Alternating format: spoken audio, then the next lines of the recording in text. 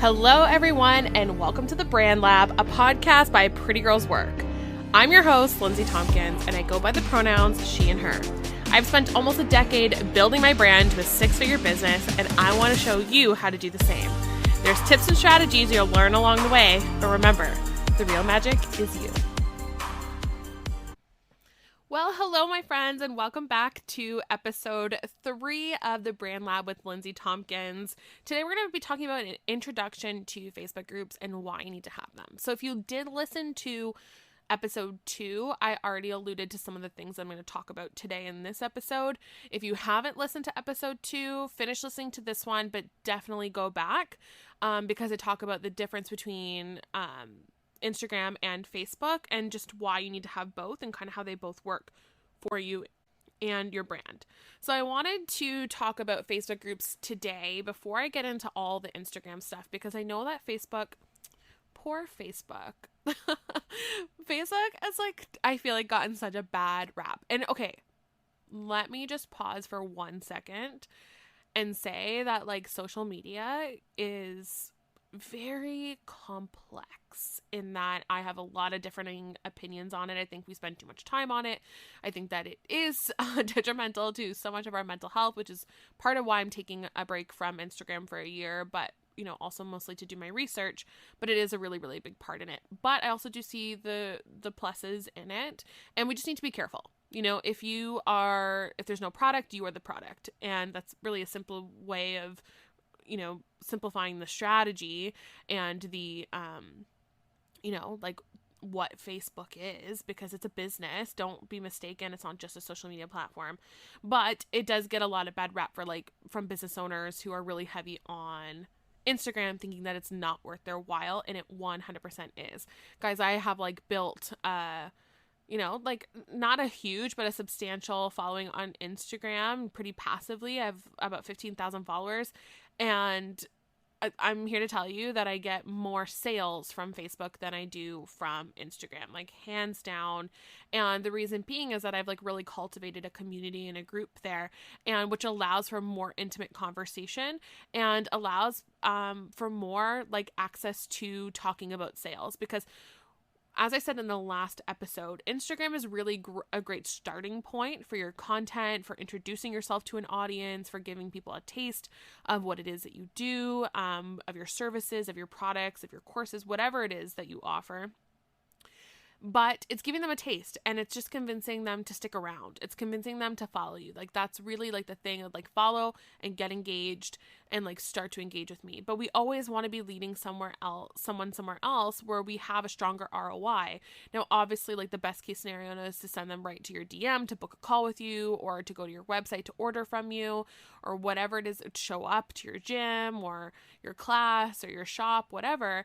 That's obviously the best case scenario, but people do need to be nurtured and people do need to be warmed up when we're looking at leads. So when we look at leads, we have our cold leads, which are people we don't know and we don't have a relationship with. We have our warm leads, and then we have our hot leads. Our warm leads are people that, are starting to like us, and they're warming up to the idea of us. They maybe passively engage with us, but they may not be super primed to pull the trigger to buy. I have a lot of these people on Instagram who are my warm leads, even if they're people that connect with me constantly, not even passively.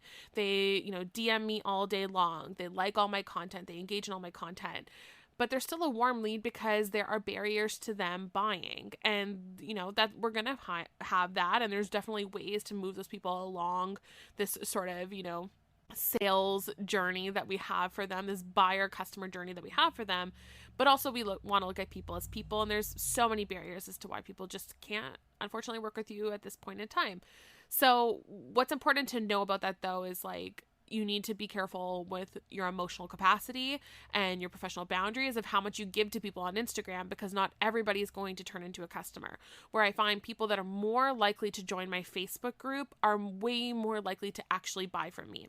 And because I've taken the extra step, as I mentioned in the last episode, to get to my Facebook group, I know that they are a lot hotter of a lead than people that just remain on my Instagram. So if they're joining my newsletter with my email, or they are going to my Facebook group, it's this little nod to me of like, okay, Linz, like this person is super, super interested and they're more likely to buy from you or to work with you. So this is somebody that you want to spend a little bit more time with. And spending time in your group is really, really important. So it allows you, number one, to create communities. There's sort of 5 different things that we're going to break down about the group right now and why I think they're really important. So number 1 is community. Your Instagram page is just about you. It's about what you can do for them. It's about who you are, your journey, your life, your product, your brand, whatever. It's not so much about them. Your post is really big. They can comment on it. They take up a little bit of space. They can go into your DM, but it is not them front and center. And no matter how much we try to cultivate community on Instagram, it's not really a community. It's kind of more like a cult. Calling it your following is like pretty, I'd say, spot on, because these are people that like idolize and idealize you and people that look up to you. They're not connecting really like with each other. So you are at the top and then everybody else is below following your lead. Leading them into a Facebook group empowers them. I love that. Oh, let that sink in. Write that down. Leading people into a Facebook group empowers them. It gives them a space to talk. You are passing the mic. They're taking up a seat at the table. You are inviting them into this like inner circle that you have where their voice also matters, that they take front and center. They take center stage, because whatever you post in your Facebook group is going to be just as big as what they post in the group, that they can take up space there and that they can share and they can communicate and they can connect. And that's really, really good for your business. So even if you think about it as a party, for example, if you invited all of your friends or coworkers or people in your life to your party and they didn't know each other, how long are they going to stay at your party and how much fun are they going to have if they don't know anybody else? We know how it feels to show up. Even if it's like our best friend, if we know that we're not going to know anybody else there, say she invited all her coworkers, what do you normally do? You try to find another friend to come with you so that you're not by yourself, because we stay in places longer when we know other people and we can connect with others, regardless of how much we love the host or not. And that's kind of like what Instagram is.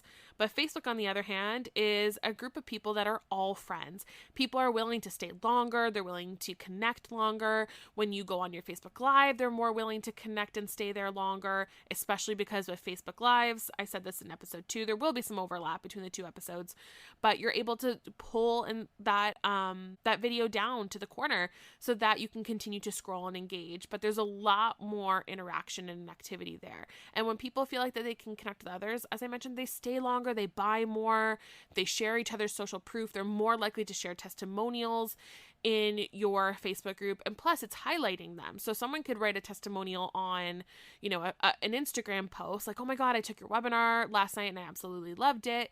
But unless somebody's on that post is like going into the comments and reading all the comments, they're not going to see those testimonials, which requires you to like take that testimonial, turn it into a post, put it in your story, put it in a highlight, whatever that is.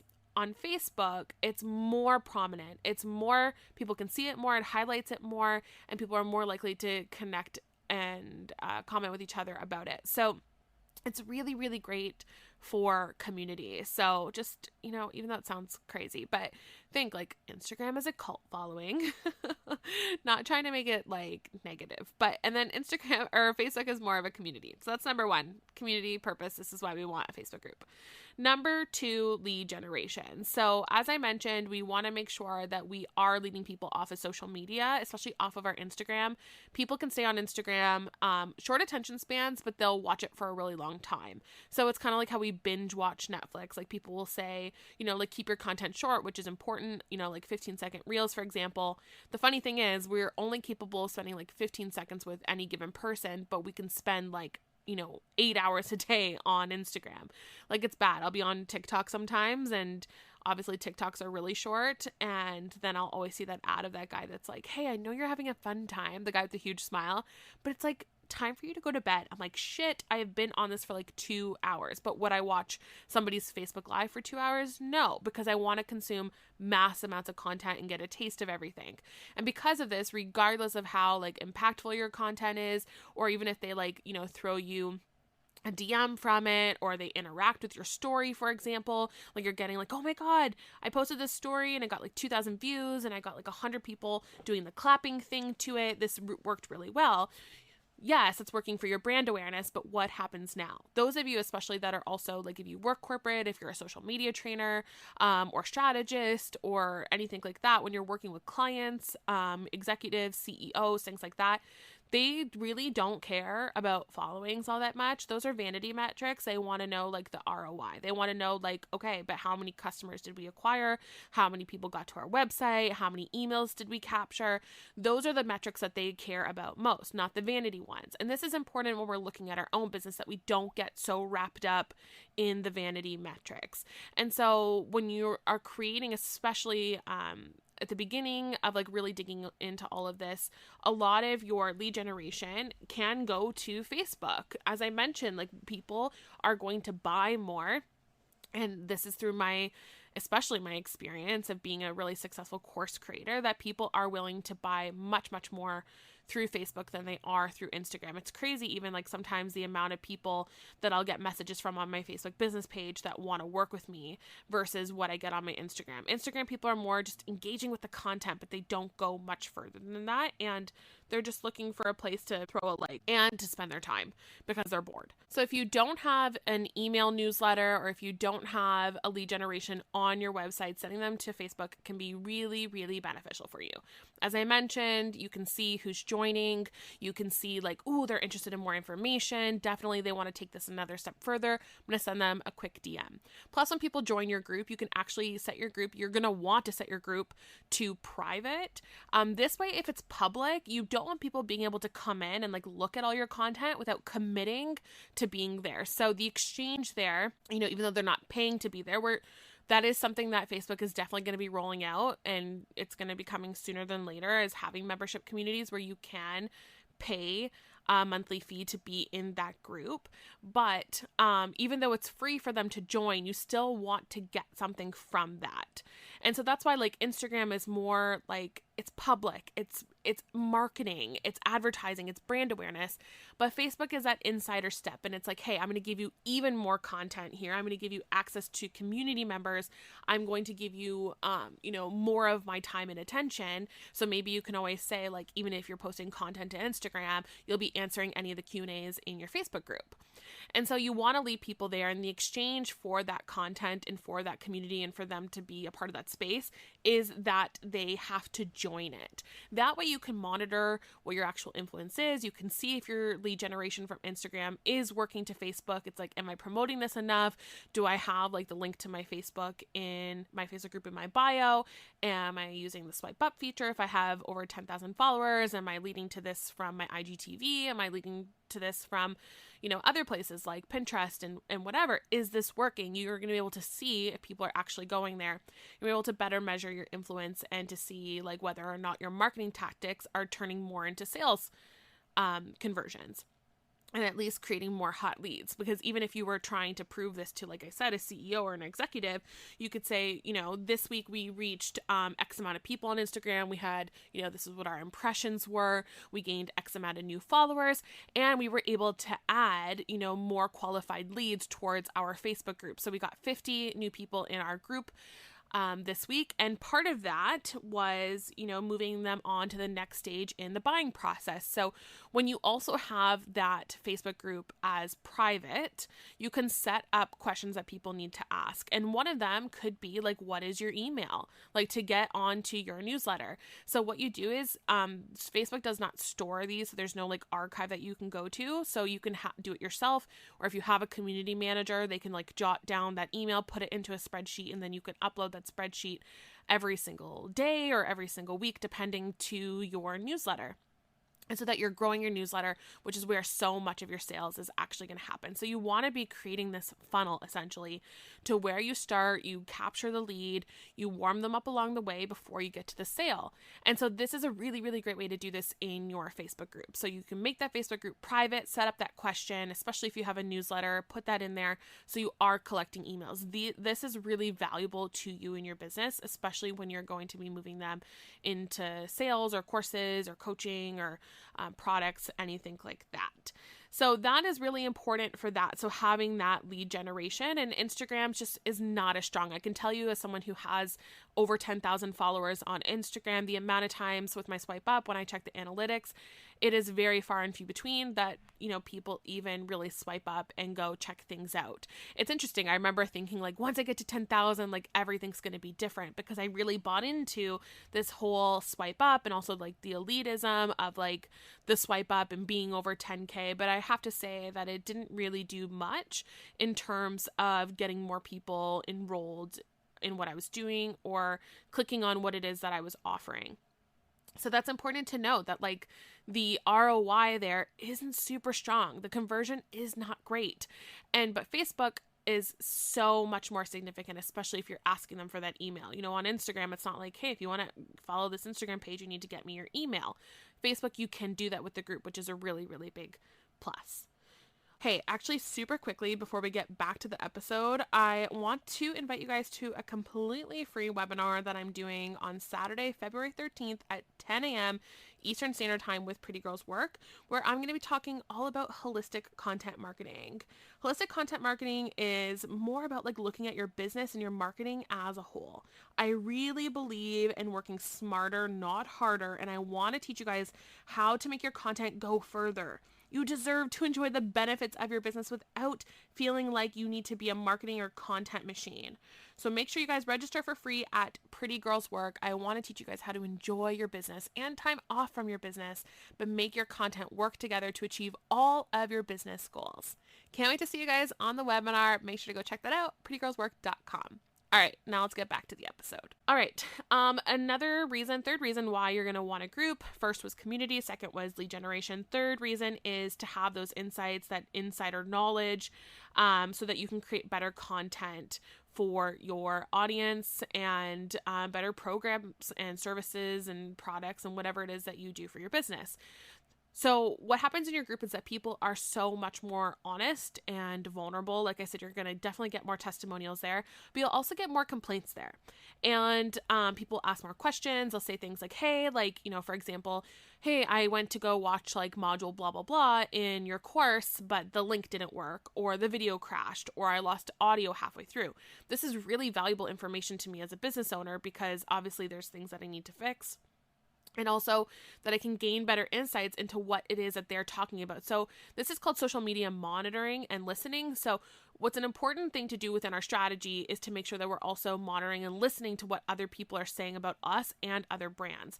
This is why having your own group is really amazing, but also why being a part of other groups is really great, because every single day you can go in and see what people are talking about, which will better inform your content and everything that you create for your customers. So that is the third, like really, really important reason to have a group, is that people will talk much more candidly because it is private. It's not super public.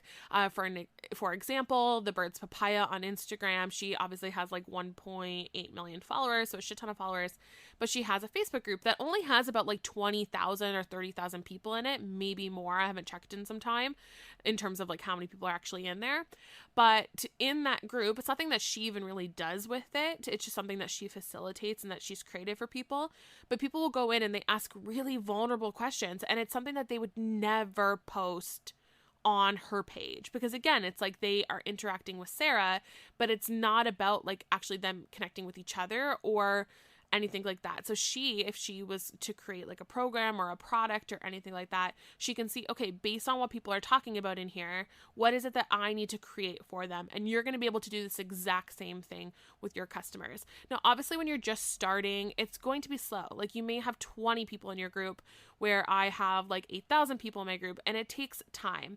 And one of the ways to really launch and gain more attention for your group is to launch some sort of like boot camp or challenge. It's exactly how I did mine. I actually started mine, though I will say that I had like a decent following and exposure on social media prior to launching my group, but I had like almost 3,000 people join in a matter of like a week and a half. And that's because I ran a Jumpstart Your January group back in oh my God, I can't even remember what year it was, maybe 2018. And it was about like how to jumpstart your January business on social media, because especially with people spending less money, we know that January, like people don't spend as much money typically coming off of the holiday season. And so like what to do to reinvigorate your business in the new year. And so I launched it and said, you know, this is going to be a group where we're going to do a challenge. It was 2 weeks. I posted every single day, which, you know, I learned a lot from that, and maybe we'll talk about challenges in another episode if you guys are interested.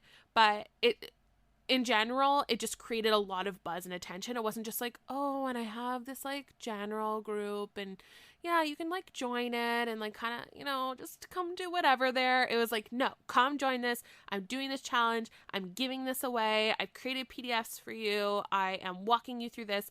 It needs to have a really, really strong call to action. And so if you can really like launch your group with something exciting, you're going to get a lot more attention to it quickly, which will definitely help with your numbers. Though I just want to encourage you, even if you only have 50 people, which on social media, we've really, really been made to believe that that's like next to nothing. I'll say I own a second business, so I do my confidence and career training and social media training, but I also own a heels dance business called Strut Niagara. If you're in Niagara, Ontario, come check us out. But my very first class that I ever did, it was a promo class. I ran a Facebook ad for it and posted to social media, and just prayed to God that people would show up, and 30 people showed up, and I was over the fucking moon. 30 people for a dance class is fucking huge. I was so ecstatic, super, super pumped.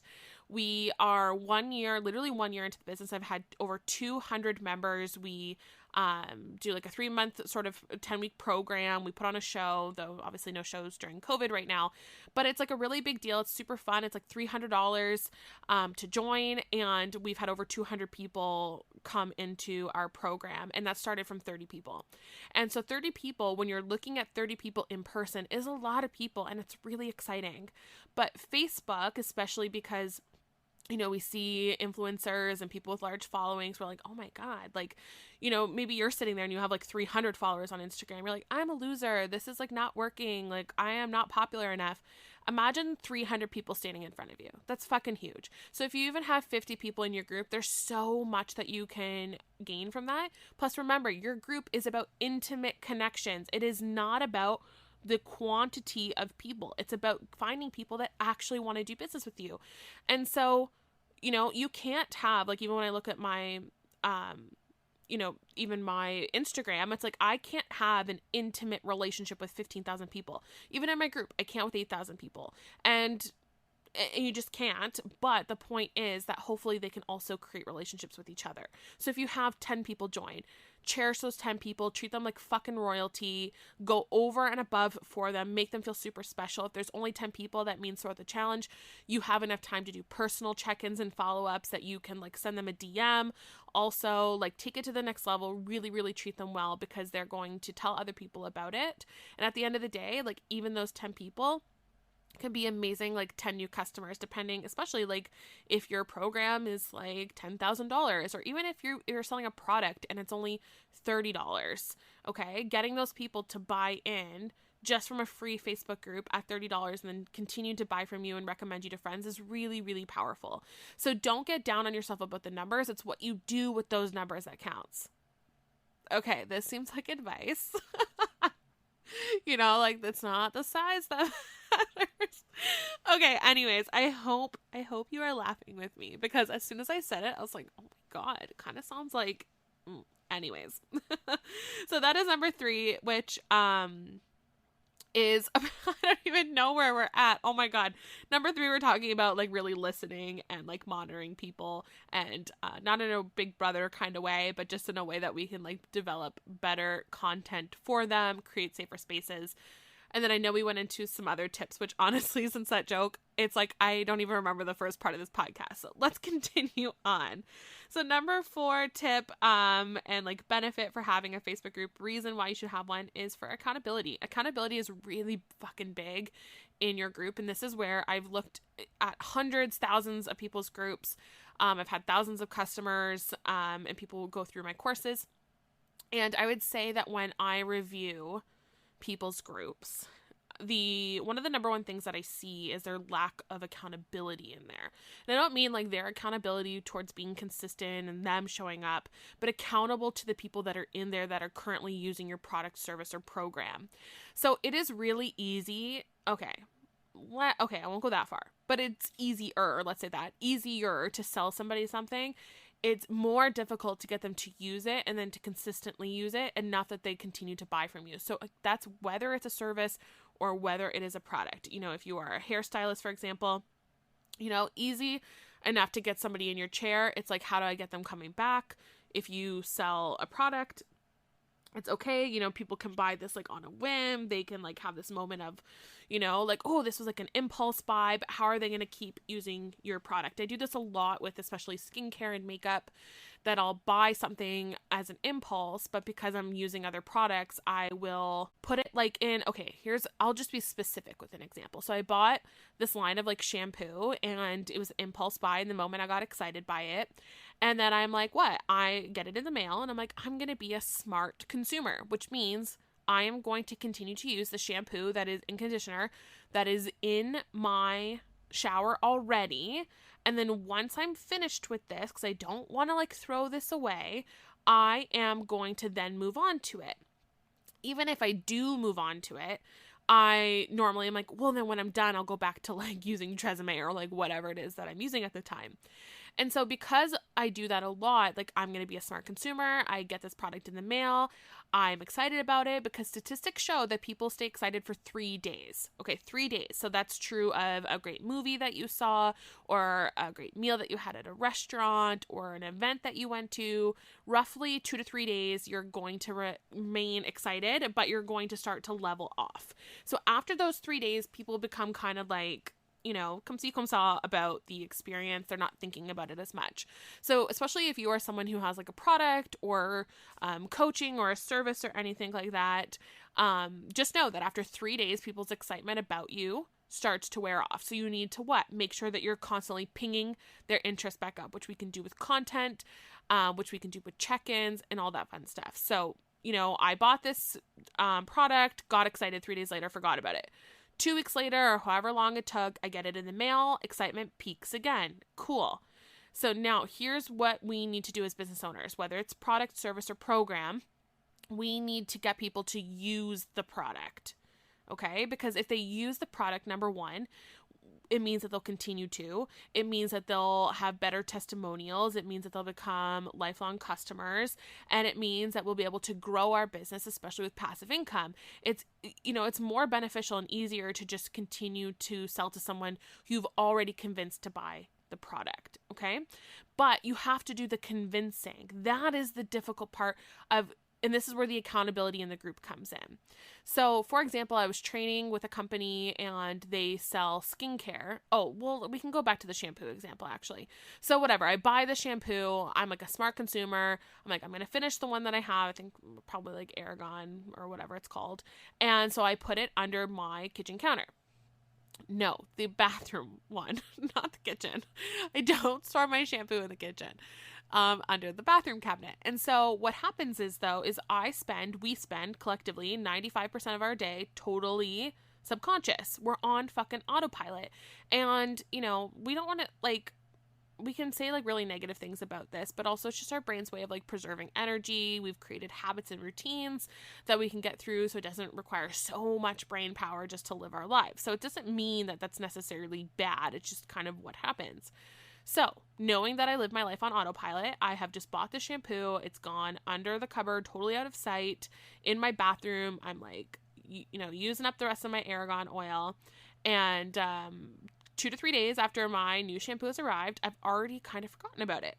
So what happens is when I am getting close to running out of my regular shampoo or conditioner that I use, it goes on my grocery list because I've already forgotten about what it is that I bought. So now I'm walking through the grocery store or I'm walking through like, you know, a drugstore or anything like that. And what happens is on autopilot, I go down the aisle I always go down and I pick up more of the shampoo and conditioner I always buy and I throw it in my basket. And it is not until I do my like quarterly clean out.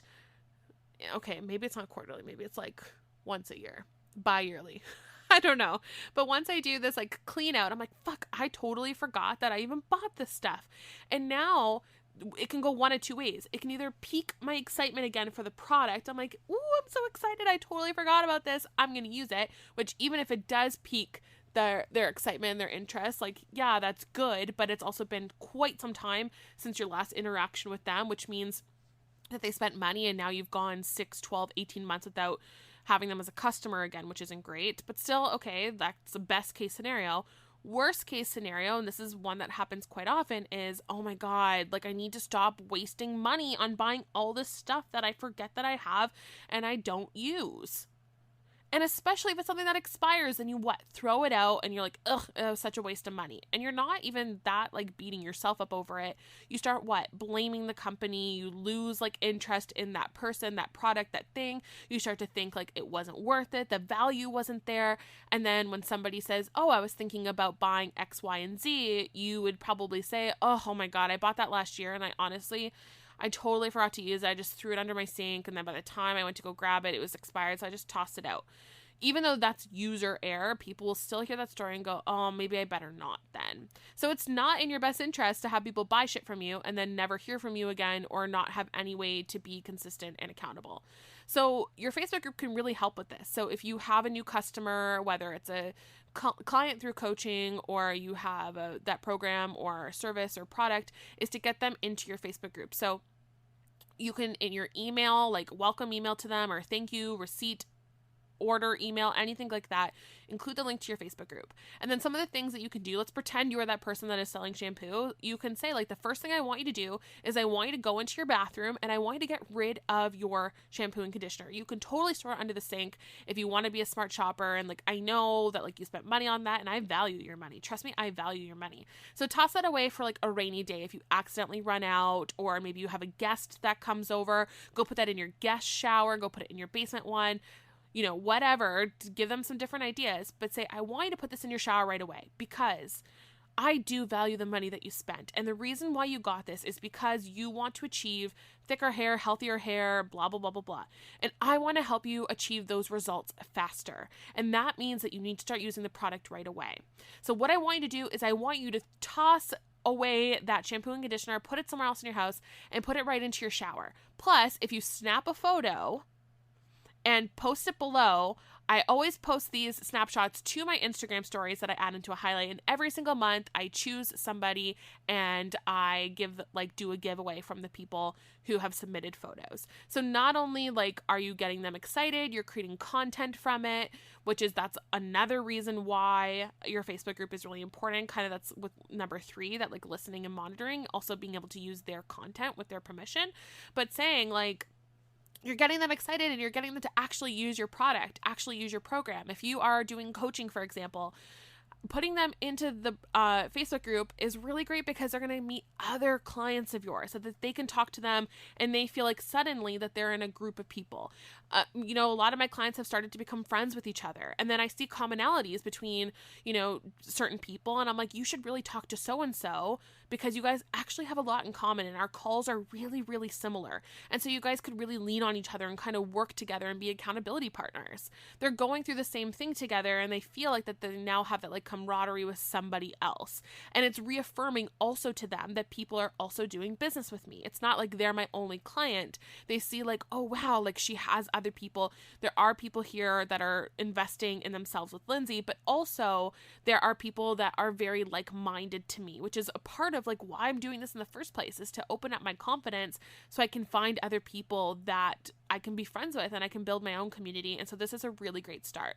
So there's so many benefits there. And with that accountability, making sure that they're using things. If you're a coach, for example, you could do have like your calls, but you can put accountability challenges in the group. It could be like reminder to journal today, or a reminder to take a break, or a reminder to post to social media, whatever it is that your coaching, for example, centers around. You can do those reminders in there and then have people like sharing and posting different things, because people also really love to be recognized for the work that they're doing. And so doing something like that can be really beneficial.